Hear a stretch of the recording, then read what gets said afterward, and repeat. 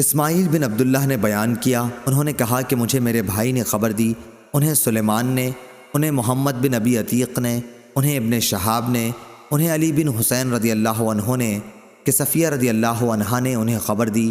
دوسری سند، اور ہم سے علی بن عبداللہ نے بیان کیا، ان سے سفیان بن عینہ نے بیان کیا، کہا کہ میں نے زہری سے سنا، وہ علی بن حسین رضی اللہ عنہ سے خبر دیتے تھے کہ صفیہ رضی اللہ عنہا نبی کریم صلی اللہ علیہ وسلم کے یہاں آئیں۔ آپ اس وقت اعتکاف میں تھے، پھر جب وہ واپس ہونے لگیں تو آپ صلی اللہ علیہ وسلم بھی ان کے ساتھ تھوڑی دور تک انہیں چھوڑنے آئے۔ آتے ہوئے ایک انصاری صحابی رضی اللہ عنہ نے آپ کو دیکھا۔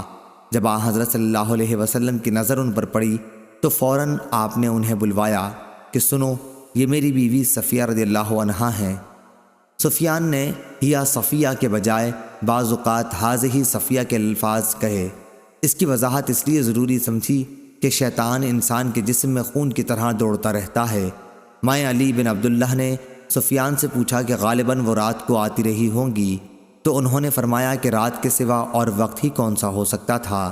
صحیح بخاری حدیث نمبر 2039۔